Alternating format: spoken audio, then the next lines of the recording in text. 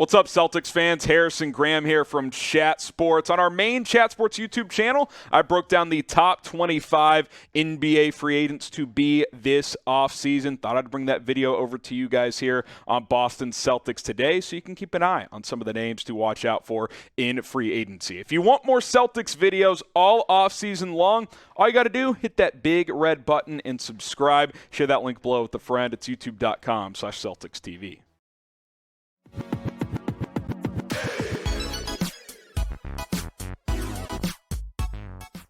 What's going on, basketball fans? Happy Friday. Hope everybody is getting ready to have a great weekend. Hope you guys have been watching the playoffs as well. It's been a lot of fun. Welcome into NBA Now by Chat Sports. I am Harrison Graham. I'm going to take a look at the way too early top 25 free agents for 2022. I know we're in the middle of the playoffs, but before you know it, the offseason is going to be here, and players are going to be on the move. So here we go. We're going to go from 1 to 25, and this is my list. So if you don't like it, that's on you. Zach LaVine, my number one free agent. There's certainly some quality options here at the top, but he's still young. He's athletic, a 3-level scorer. He's improved as a defender throughout his career.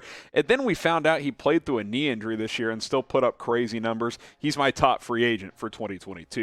My second free agent is Bradley Beal, the guard with the Washington Wizards. I think he's in line for some big money. Sounds like he's going to stay in Washington, but we will see what happens.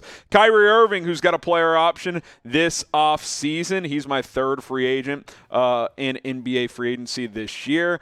He's got a player option. We'll see if he opts in. We'll see what else could possibly happen as well. But Kyrie Irving, my number 3 free agent here this offseason.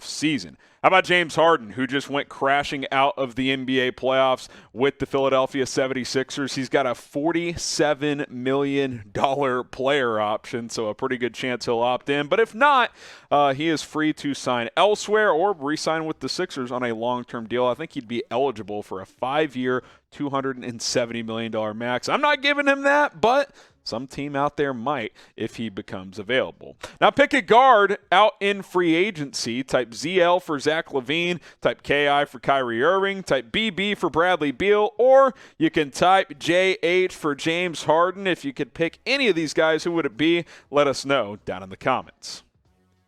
My number 5 free agent, and he is restricted, so Phoenix is going to have a good chance at keeping him. That is DeAndre Ayton, the former number 1 pick, the center. He was a guy that people were surprised didn't get a new deal before this season, where his fellow classmates, Luka Doncic and others, got some big deals. We'll see what type of deal he gets this summer.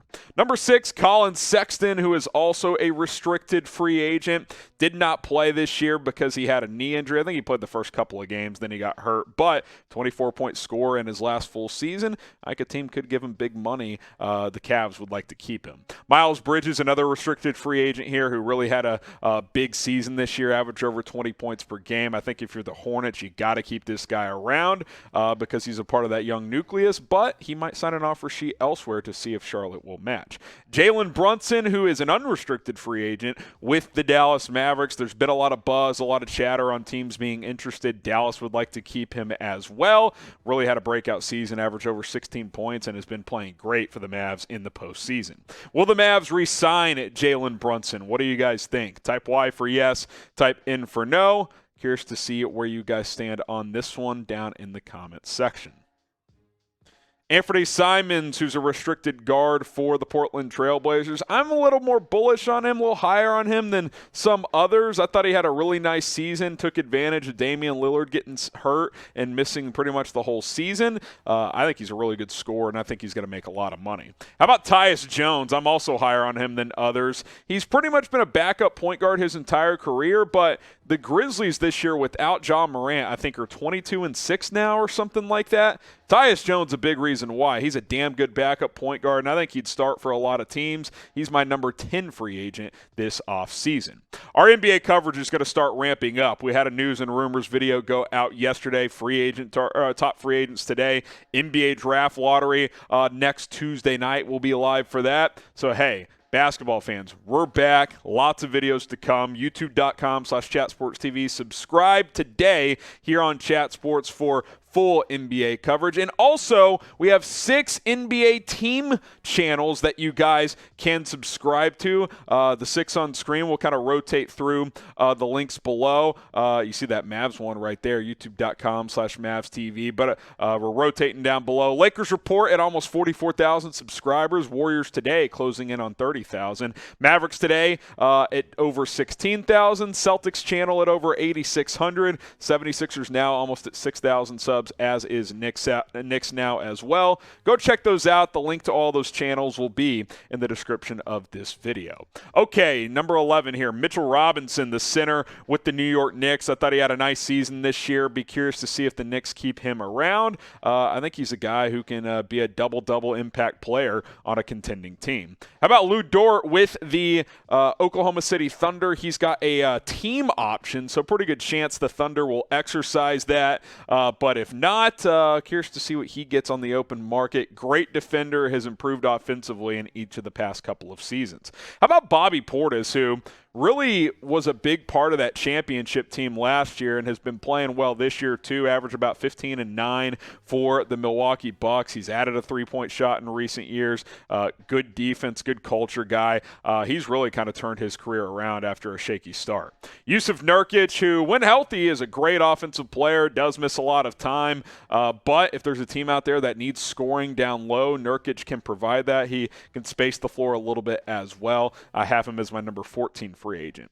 I didn't really know where to put Russell Westbrook, so I'll put him in here at number 15. He's got a player option. That's part of the reason, too. I fully expect him to exercise that. It's over $44 million, so he'd be wise to do that because I don't think he will get that on the open market. But for now, we'll list him on our top 25 free agents because technically he could be a free agent this summer. Now, where will Russell Westbrook play next season? Even if he opts into his final year of that deal, doesn't mean he's going to be playing with the Lakers. They may look to trade him. They could cut and stretch waive him. They've got options if they want to move on.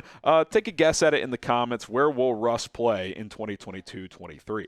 Okay, another Laker free agent, Malik Monk, who I actually thought had a pretty good season for LA. Really good shooter. He's bouncy, decent defender. I think if you want some 3-and-D, Malik Monk's one of the best players in this cycle. Mo Bamba, a restricted free agent center who was kind of a bust until this year. Had the best year of his career, averaged 10 or 11 points, 8 or 9 rebounds, close to a double-double there for the Magic. Took advantage of Orlando just stinking and getting to play a lot. I'll be curious to see what he gets. Could he get over $10 million per year on the open market? Maybe so. We'll see what happens with Mo Bamba.